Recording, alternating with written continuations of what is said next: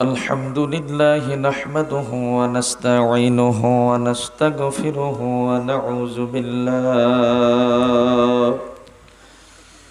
ونعوذ بالله من شرور أنفسنا ومن سيئات أعمالنا من يهده الله فلا مضل له ومن يضلله فلا هادي له ونشهد أن لا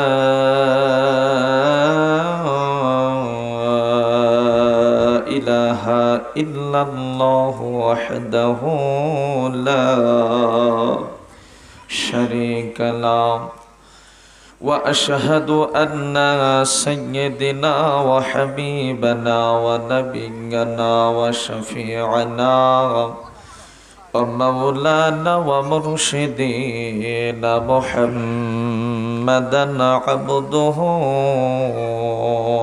ورسوله الذي أرسل رسوله بالحق بشيرا ونذيرا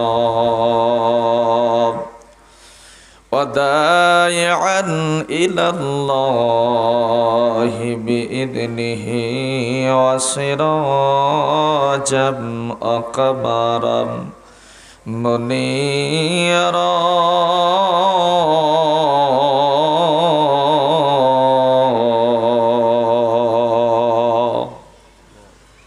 فقد قال الله تعالى في كلامه المجيد وفيه فرقان الحميد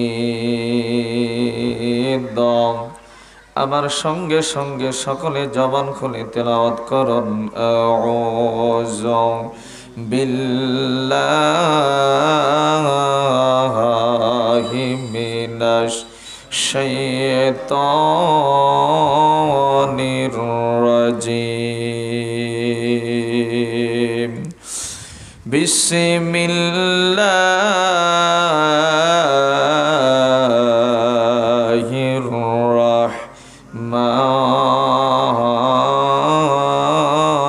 রাহমানির রহিম قل إن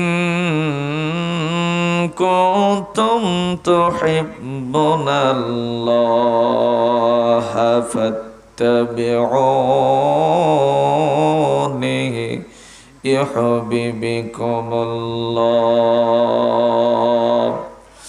ويغفر لكم ذنوبكم والله غفور رحيم একটু আল্লাহু আকবার বলি সবাই জোরে সোরে বলি আল্লাহু আকবার আও কামা قال عليه الصلاة والسلام لا يؤمن أحدكم حتى أكون أحب إليه من والده وولده والناس أجمعين جرب لي مرحبا أو كما قال الله تعالى في شان حبيبه صلى الله عليه وسلم إن الله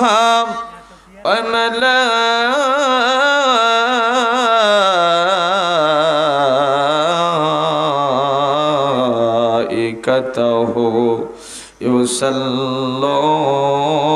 على النبي يا أيها الذين آمنوا صلوا عليه وسلموا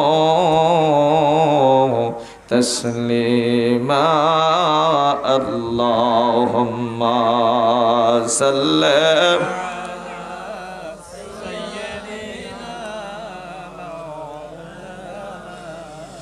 সবাই একটু কলিজা ছেড়ে দিয়ে পড়ি ওয়ালা আলা সাইয়্যিদিনা মাওলানা মুহাম্মাদ আল্লাহুম্মা সাল্লাম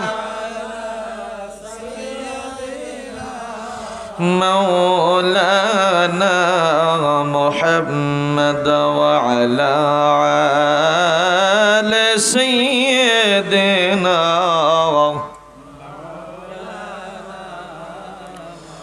কবে জানি ডাকাশিবে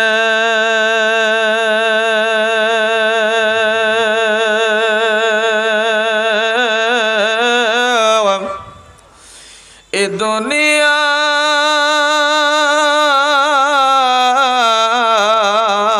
সারিতে কবে জানি ডাকে সে যায় এবারে ঘর সারিতে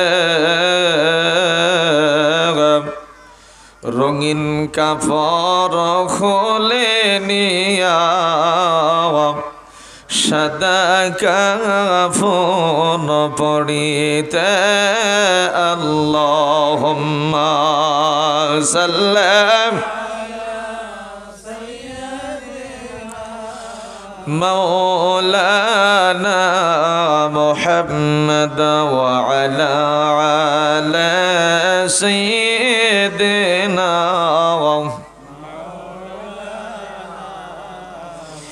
ওরে আমার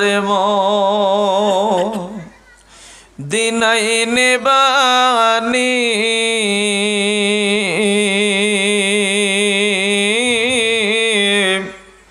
দয়াল নবী গো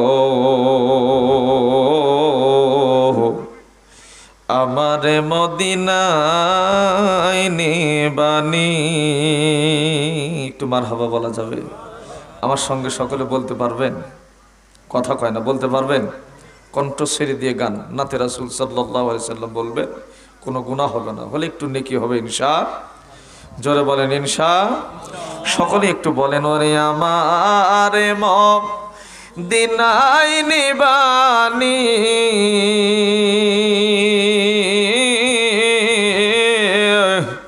দয়াল নবী গো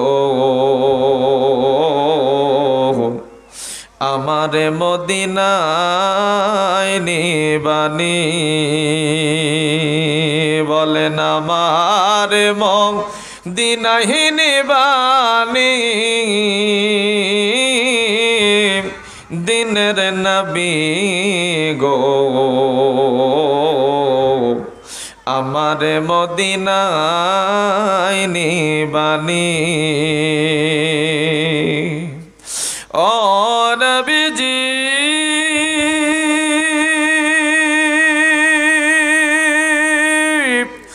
আমি তোমার প্রেম ভিখারি তুমি উম্মতের কান্ডারি ও নবীজি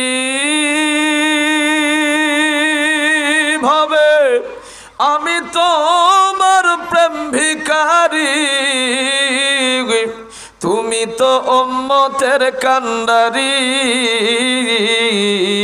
একবার দেখা দাও চেহারা নুরানি নবী দেখা দাও চেহারা নুরানি দয়াল নবী গো আমার মদিনায় নিবানি ওগো আমার মদিনায় নিবানি দয়াল নবী গো আমারে মদিনায় নিবানি ও নবীজি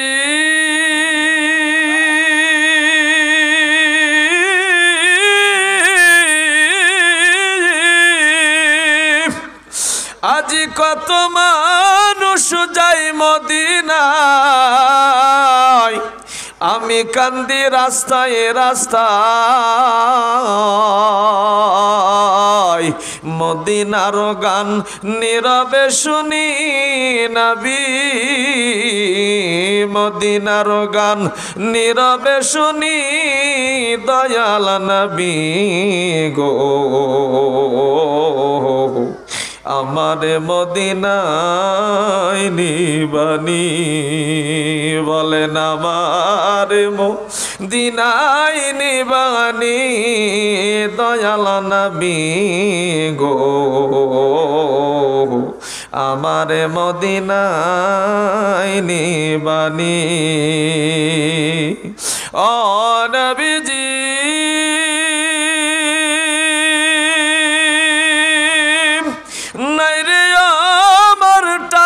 পয়সা আছে শুধু ভালোবাসা ও নবীজি নাই রে আমার টাকা পয়সা আছে শুধু ভালোবাসা ওই মদিনার গান নীরবে শুনি আমি মদিনার গান নীরবে শুনি দয়াল নবী গো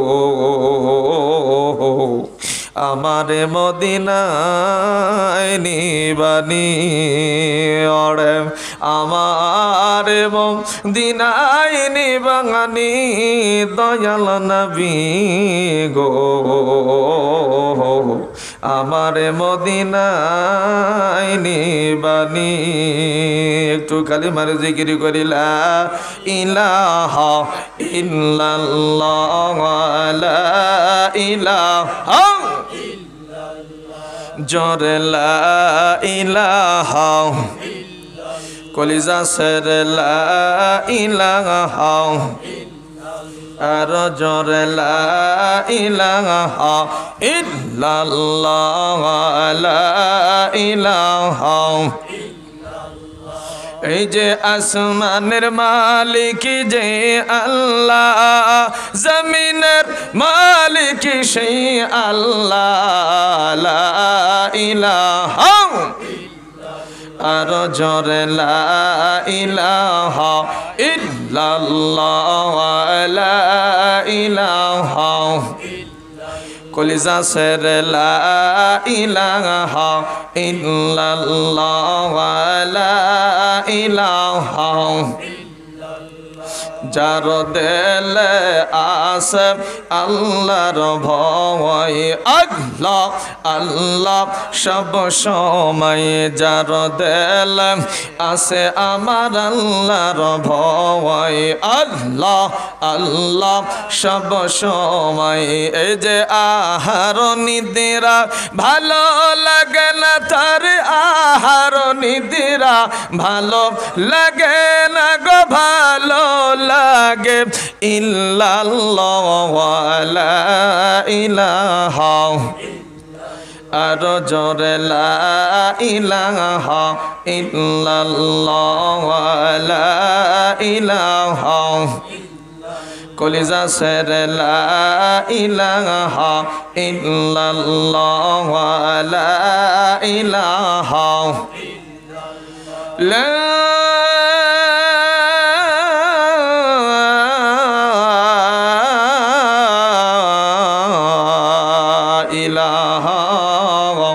ইল্লাল্লাহ মুহাম্মাদুর রাসূলুল্লাহ সকলে জবান খুলে বলি সাল্লাল্লাহু আলাইহি ওয়াসাল্লাম। বিরাট ইসালে সব সভা ও দর মাহফিল শৈল্যাপাড়া দক্ষিণ পাড়া মরহুম দিলবর মণ্ডলের নিজ বাসভবন। আল্লাহ পাক উক্ত মাহফিলের যেনাকে সম্মানিত সভাপতিরা সন্ধান করেছেন আমার শ্রদ্ধেয় মুরব্বী আলহাজ মোহাম্মদ ফয়জুল হক সাহেব আমার আগে আলোচনা করে আপনাদেরকে ধন্য করেছেন। আমার শ্রদ্ধেয় বড় ভাই হাফেজ মাওলানা মোহাম্মদ ওমর ফারুক শেরপুরি সাহেব, খতিব ভিটার চরা জামে মসজিদ শেরপুর বগুড়া। আর আলোচনা শুনিয়েছেন হাফেজ মাওলানা মোহাম্মদ সাইফুল ইসলাম সাহেব, পেশ ইমাম শল্যাপাড়া জামে মসজিদ, দিকার ওলামায়ে কেরাম। আমার সামনে বসে আছে আমার পিতার বয়সের আব্বু জানেরা, দাদু ভাইয়ের বয়সের দাদু ভাইয়েরা, নানু ভাইয়ের বয়সের নানু ভাইয়েরা, সমবয়সী যুবক ভাইয়েরা, স্নেহের কচিকাচারা, পর্দার অন্তরালে রয়েছেন অবলা সবলা দিনদার ইমানদার ও মা ও ভগ্নীগণ, সকলকেই আমি আমার অন্তরস্থল থেকে শুভেচ্ছা জ্ঞাপন করছি। আরেকটিবার সালাম দিচ্ছি, আসসালামু আলাইকুম ওয়া রাহমাতুল্লাহি ওয়া বারাকাতুহু। কেবারে এর থেকে জোরে জবাব দেওয়ার পারবেন না? কথা কয় না, পারবেন না, পারবেন না, পারবেন না। আপনাদের চাইতে শরীর আমার বেশি ক্লান্ত। কালকার আগের দিন মাহফিল ছিল আমার ঠাকুরগা স্ট্যান্ড থেকে আরও মনে করেন যে প্রায় 40 কিলো ভিতরে, বাংলা বান্দার কাছাকাছি। তো কালকে আসার কথা ছিল, মাহফিলের ডেটটা কালকে নেওয়ার কথা ছিল, কিন্তু বললাম না, একদিন আমাকে রেস্ট দিতে হবে। তার কারণ এই গরমের ভিতরে তো জার্নি করে আসা মাহফিল করা অসম্ভব। শুক্রবারে ডেটটা নেন, তো আজকে নিয়েছে। তো কালকে বাড়ি থেকে ঘুম পারবো সে ভাগ্য হয় নাই। কালকে আর একটা প্রোগ্রামে গিয়েছিলাম নন্দীগ্রাম থানার ভিতরে। তো দেখেন, আর আপনারা তো আজকে এক রাত জাগতেছেন নাকি? কথা কয় না। ভালো করে খেয়াল করে দেখেন, শাসটলে যায় দেখেন এখনো 200-500 লোক বসে আছেন। তাও আপনি থেকে সব বেশি বয়সের মানুষ। কিসের কি এক কাপ চা খাচ্ছে আর ওই মেহেদি হাসানের ছবি দেখিচ্ছে। কথা কর না কেন? আজকে এখানে যদি একটা বাউল গানের আয়োজন করা হতো, কিংবা ওই এমপি মমতাজ যদি এখানে আসতো, একটা হারমোনিয়ার একটা তবলা থাকলে আনাফ, আর যদি একটা হুরপুরি আনা যেত তাহলে লোক এই মাদ্রাসার ফিল্ডে আটতো না। কথা বলেন ঠিক কিনা? কথা কয় না, জোরে কন, আর একটু জোরে বলেন ঠিক কিনা? কিন্তু কোরআনের মাহফিল যেখানে আল্লাহ রসুলের কথা হবে, কোরআনের কথা হবে, জ্ঞানমূলক কথা হবে, এ রাস্তায় আমরা আসতে রাজি। আজকে হুজুর মানুষ যদি ভোটের দ্বারা কই, হুজুর মানুষ আবার উঠে যাবি কে? তাই কর না আপনারা? হুজুর মানুষ ওই আবার নির্বাচন করবি কে? ওই হুজুর আছে, হুজুরই থাক। হুজুরকে কি নির্বাচন করার অধিকার নাই? কথা কন না কে? নাই, জোরে কয় না, নাই। সেদিন এই যে ফেসবুকের মধ্যে দেখলাম, ওই চরমনের এক মুড়িদ, ওই বেচারা চেয়ারম্যান ছিল, ইউনিয়ন কাউন্সিলের চেয়ারম্যান। ওই এবার উপজেলা নির্বাচন করছে, এবার মনে করেন যে ওই চেয়ারম্যান আছে, উপজেলা চেয়ারম্যান। ওই এতদিন ইউনিয়ন কাউন্সিলের চেয়ারম্যান ছিল, নিজে মাটি কাটে, রাস্তা ভেঙে গেলে নিজে খোয়া বালু সব মিস করে রাস্তা মেরামত করে। মানে ওই যে চেয়ারম্যান দেখে বোঝার কায়দা নাই। হুজুর মানুষ যে কথা কয় না বারে, হুজুর মানুষ যে বোঝার কায়দা নাই। কারণ হুজুর যে ওই জানে যে সুদ খাওয়া যাবে না। কথা কন না কেন? ওই জানে ঘুষ খাওয়া যাবে না। ওই জানে যে গরিবের 10 কেজি চালের টাকা মেরে খাওয়া যাবে না। ওই জানে যে গরিবের হক নষ্ট করা যাবে না, এতিমের সম্পদ লুণ্ঠন করা যাবে না। এই জন্য ওই ওগুলো খায় না, ওই জন্য ওর দামও নেই। আজকে মসজিদের সভাপতি হলো সুদখোর, ঘুষখোর, জিনাখোর, মদখোর। কথা কয় না বারে, কথা কয় না বারে। আচ্ছা, সমাজের নেতা খেতেও ব্যানে রাখছে আমরা তাদেরকে, তাই না বাবা? তাই না? মন খারাপ করতেছেন আপনারা? মন খারাপ করতেছেন কেন? কথা টথা কইন, 11টার মধ্যে শেষ করে দেওয়ার অনুমতি আছে। কথা বোঝেননি? তো হুজুর মানুষ রেডি আছে, সব রেডি, খিচুড়িও রেডি। আমার বড় ভাই বলতে খিচুড়িও রেডি। এখন যদি মোনাজাত করি তাও সই। কথা বুঝতে পারেননি? তাহলে এই দেখে দেখেন, অথচ আমরা হুজুররা ওখানে গেলেই দোষ, তাই না বাবা? যে হুজুররা আবার উঠে যাবি, তার মানে ওই মাদান ওরকেও ছেড়ে তো তোছেন আপনারা। খালি কোন আল্লাহ বৃষ্টি দাও, বৃষ্টি দাও, বৃষ্টি নাই খা, বৃষ্টি নাই খা, বৃষ্টি নাই খা। দোয়া করতে করতে লুঙ্গি খুলে ফেলে দিচ্ছে, তাও আল্লাহ বৃষ্টি দিচ্ছে না। কে জন্য দিচ্ছে না জানেন? কারণ আমাদের মুখ আর পায়খানার দ্বার সমান সমান হয়ে গেছে। হারাম খাইতে খাইতে আজকে আমাদের পেটটা গোডাউন বানিয়ে ফেলেছি। সুদের টাকা, ঘুষের টাকা, এতিমের সম্পদ লুট করার টাকা, সব কিছু খাইতে খাইতে আমাদের জীবন শেষ। তা আল্লাহ পাক আপনার দোয়া কবুল করবে কেমনে? দোয়া কবুল হওয়ার শর্ত হলো হাড়ি আগে ঠিক করতে হবে, হালাল খানা হতে হবে। আমার বাবার মুখে গল্প শুনেছি আজ থেকে 50 বছর আগে। ওই যে চরের ভিতরে যখন বলতো, বাবা বলতো কাজী করে ভিটাত বাড়ে নামাজ পড়বার গেছি। আল্লাহর এমনই খেলা, সালাতুল ইস্তিসকা, বৃষ্টি প্রার্থনার নামাজ। নামাজ পড়ে মোনাজাত করে বাড়িতে না আসতে গাও ভিজা গেছে। সুবহানাল্লাহ কম। এখন আলেম কমছে না বাড়ছে? এখন আলেম বাড়ছে দেখে কই ইয়া নবী সালামু আলাইকা করা বেদাত। আগে কম আছিল, ওই জন্য ঠাইসা দিছে। এখন আলেম বাড়ছে দেখে কয় আল্লাহুম্মা সাল্লাল্লাহু কোয়া যাবে না, বেদাত। কথা কন না কে? এখন আলেম বেশি হচ্ছে, ফতুয়ার অভাব নাই, কিন্তু ইবাদতের মধ্যে কেউ নাই। কথা বলেন ঠিক কিনা? কদিন মরা বের দাওয়াত খাই না, কেউ মরা বের দাওয়াত খেলে কি হয়? দিল মরে যায়। ওই ফেতরার টাকা খাওয়ার দিল মরে না, ওই গরু চামড়ার টাকা খাওয়ার দিল মরে না, এতিমের মাল লুন্ডন করে খাচ্ছে ওর দিল মরে যায় না। মরার বাড়ির দাওয়াত খেলি বলার দিল মরে যায়, মরার বাড়ির দাওয়াত খায় না। আবার তালুকদারের মা বললে পরে কোরআন বুকতলে আগে আগে যায়, কারণ হাদিয়া বড় পাওয়া যাবে। কথা কন না কে? গরিব মানুষের মা বললে পরে আমাকে মতো হুজুর দাওয়াত লিবার না, কই খাইবে ভালো দেবো না। অথচ যায় দেখেন গরিবরা ভালো খেলাচ্ছে, আর বড় লোকের বাড়িতে যাবেন চারটা চানাচুর কয়টা বিস্কুট দেখো হুজুর নাস্তা, আর গরিবের বাড়িতে যাবেন এক থাল ভাত দেখো এটা আগে খান তারপরে নাস্তা করেননি। কথা কন না কেন? গরিব দেখে হেলা করা যাবে?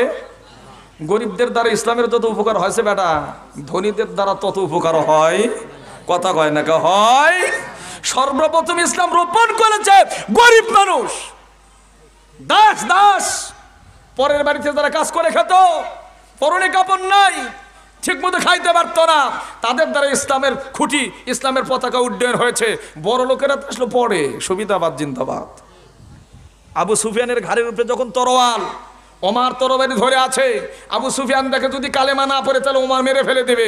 আল্লাহ রসুলের সামনে এসে হাঁটুক গাড়িয়ে দিয়া কালেমা পড়ে মুসলমান হয়ে গেল। ও কি ইচ্ছা করে কোনো কালেমা পড়ছে নাকি? ও দেখে যদি কালেমা না পড়ে তাহলে খবর আসে।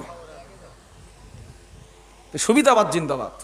তো বাজান, আজকে মাহফিলের যে দাওয়াত, এটা অনেক মানুষের কর্ণে পৌঁছে গেছে, রাস্তা দিয়ে ঘুরতেছে। মুসলমানও কত কষ্ট লাগে, মুসলমানক বলে নামাজের জন্য তাবলীগ করে দাওয়াত দেওয়া লাগে নাকি কন? তুই মুসলমানের বাচ্চা, তোকে কোয়ালিবিতে নামাজ পড়ছ, নামাজ পড়ে যাই। তুই মুসলমানের ছেলে, তোকে নামাজের জন্য ডাকা লাগবে কেন? ডাকবো হিন্দুদেরকে। আজকে মুসলমানের বাচ্চাকে বলা থাকে নামাজ পড়বে যাও, নামাজ ফরজ তুই জানিস না?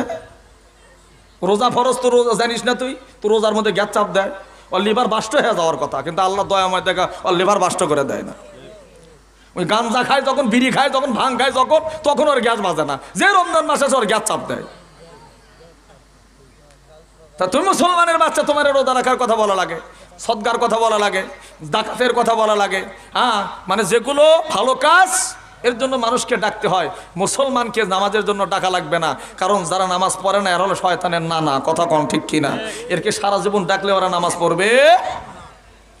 বড় আফসোস লাগে ভাই, বড় কষ্ট লাগে। আমরা হুজুররা বুঝছেন, থাকে থাকে যখন দেখি পিছনে মুসল্লি নেই, মনটা বড় খারাপ হয়। ফজরের নামাজ যখন পড়তে যায়, আফসোস, মানুষ লাকে সরিষার তেল দিয়ে ঘুমায়, অথচ আল্লাহর অবলা জিন্তু, অবলা পাখি রাত 3টার দিকে ওঠে আল্লাহর জিকির করতেছে। জোরে কোন সুবহানাল্লাহ।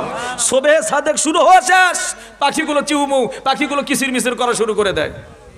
সবার আগে তারা রাখে। আপনার বাড়ির খুপড়ি আছে, ঘরা চেনেন না? খুপড়ি কনে, তার মধ্যে মোরগ বাগতেছে, ওই মুসলমান আর ঘুমায় থাকিস না, সুবহে সাদেক চলে আসছে, মসজিদে নামাজের জন্য যা। ওই যে বাড়ি থেকে বের হয়ে মসজিদে একা একা যাই, একা একা বাড়িতে চলে আসি, একটা মুসলমান কয় না যে ফজরের নামাজ উঠে জামাতে যেয়ে পড়ি। এত ওয়াজ করে কি করবেন? ওয়াজ শুনে কি করবেন? আজকে জীবনে তো বাস্তবায়িত হচ্ছে না।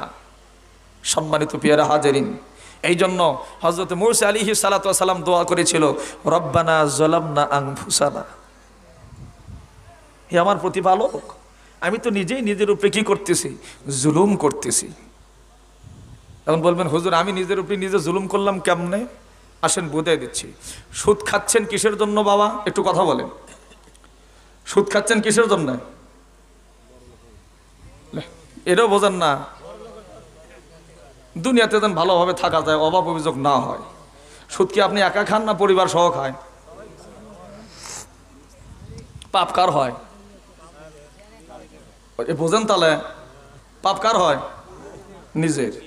ঘুষ খাচ্ছেন, ঘুষ যে আপনি খাচ্ছেন, এই ঘুষ যে আপনি খাচ্ছেন, এই ঘুষ খাওয়ার কি কারণ কি? আমার ফ্যামিলি যেন ভালোভাবে থাকে, সুস্থভাবে থাকে, সুন্দর মতো যেন তাদের খাওয়াইতে পারি, আমি যেন সমাজে ভালোভাবে চলি, এই জন্য তো ঘুষ খাচ্ছেন নাকি কোন? উপকার কি? যে আমার ফ্যামিলি যত ভালোভাবে থাকে, বউ সোল, বাবা মা, আত্মীয় স্বজন যা কিছু আছে সকলেই যেন ভালোভাবে চলে, এই জন্য আমি ঘুষ খাইতেছি, অপরের জমি জোর করে দখল করতেছি, গরিবের মাল লুণ্ঠন করে খাচ্ছি, যা কিছু অকাম কুকাম সব কিছু আছে বাবা। যখন আপনি মরে যাবেন, এক হাত জায়গা নিয়ে যাবেন, এক কাটা, একটা সিগারেট, একটা ম্যাচ, সোল যদি না দয়া করে দেয় যে আব্বা এত কিছু করে গেল, আব্বা সেই রকম বিড়ি খাচ্ছিল, মরে গেছে, এক প্যাকেট বিড়ি দিয়ে উঠে বসে থাকে, খাবিনি? দেবে? কথা কয় না, দেবে? এখন তো 7 দিনে জিয়ারত উঠেই গেছে, হুজুররা ফতুয়া দিয়ে দেয়, খালি কয় মাদ্রাসাত দিয়ে যাও, তোমাকে জিয়ারত করা লাগবে, আমরাই করে দেবো নি, নাকি কন? খাওয়া উঠে গেছে, মানে ওরাও খাওয়া বাদ দিয়েছে, আমাকে খাওয়া তুলে ফেলে দিয়েছে, পারে জ্বালায় মরে যাই। আমরা হুজুর মানুষ 700 টাকা গোস্ত, গরু গোস্ত কিনে খাওয়ার পাই, মানুষ না দাওয়াত দেয়, উঠে যায় খাই, ওটাও তুলে ফেলে দিয়েছে, সব দেশ শুদ্ধ ওরা খাইয়া ফেলে দিচ্ছে, খালি শেষ করে ফেলে দিল সব। মাদ্রাসা দিয়ে যাও, হুজুর দোয়া করে দেবো নি। এখন আমরা কোথায় দিয়ে আসি, ওইটু হুজুর মানুষ দোয়া করেই দিবিনি। ওই এতিম সোল বলে কি খিলেবি যায়, দেখেন ওর বউ ছেলে মচ্চম করে খাচ্ছে, এতিম সোল বল গোস্তই পাচ্ছে না। হ্যাঁ, সাতগার খাসি দিয়ে আসে, ওই সোল বলে খিলেন বাদ দিতে, সাতগার খাসি জব করে পাড়ার মাত বরক ডাকিলে খিলে, আর 500 করে টাকা নেয়। কথা বোঝেন নি? মন খারাপ করতেছেন আপনারা, আলোচনা কিন্তু শুরু করিনি এখনো, এলে তো দুনিয়ার কথা করছি কেবল। তাহলে 7 দিনের জিয়ারতটা আপনার ছেলে তাও করবে, 40-এ উঠে গেছে, দরকার নাই, খিলেলে পারে গোরতা যাব হবি। কবর জিয়ারত উঠে গেছে, কই যাইস না উঠি। কবর জিয়ারত করা হলো শিরিক, নাকি কম? কয় কবর জিয়ারত করা, মাজার জিয়ারত করলে জিয়ারত করা যাবে না, হলো শিরিক। তার মানে কি, ওর বাপ মরছে, ওর বাপক তুই হচ্ছে শ্মশান ঘাটি, তো নাউজুবিল্লাহ, ওর বাপক তুই হচ্ছে কবরত, তুই চাকরি করবে গেছে বরিশাল, ওই কবর জিয়ারত করবে আসবে কদিন? কথা কন না কা? কারণ দেশত তো চিনে সবাই, ওর তোকে মাদ্রাসা তুই না, ওর চাকরি না, হয়ে গেছে বিদেশ। ওই জন্য ওর থেকে বাপের কবর জিয়ারত করবে আসতে পারতেছে না, করছে কবর জিয়ারত করা যাবে, ওটা শিরিক, ওটি যেন কেউ যায় না। উই ওর বাপের জিয়ারত কোনোদিন করে?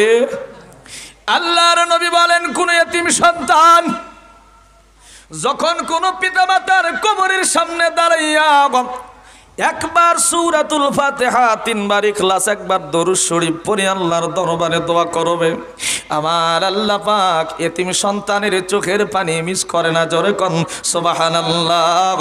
ওই সন্তানের চোখের পানি জমিনে পড়ার আগে আমার আল্লাহ পাক এতিম সন্তানের চোখের পানি কবুল আর মঞ্জুর করে না। তুমি দোয়া করো, 40 দিন যাবত তোমার বাবার কবরের মধ্যে কোনো আযাব হবে না। আছে আজকে তুলে ফেলে দিয়েছে, দরকার নাই।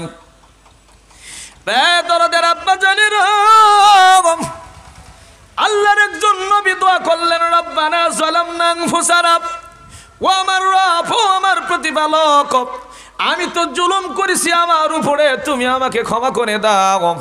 আপনি কেমন করে নিজের উপরে জুলুম করলেন? আপনি সুদ খাইলেন নিজের প্রয়োজনে ভালোভাবে থাকবেন, আপনি ঘুষ খাইলেন, ইয়েতিমের মাল লুণ্ঠন করলেন, চাঁদাবাজি করলেন, টেন্ডারগিরি করলেন, যত আকাম কুকাম আছে এতিমের মালগুলি ভক্ষণ করে খাইলেন। আপনি যখন কবরে যাবেন, সোনা আপনার সম্পত্তি 1 টাকাও সঙ্গে যাবে না, আপনার ধন সম্পদ কোনো কিছু আপনার সঙ্গে যাবে না। ফামাইয়া আমাল মিসকাল ذرة خيرا يره ومن يعمل مثقال ذرة شرا يره।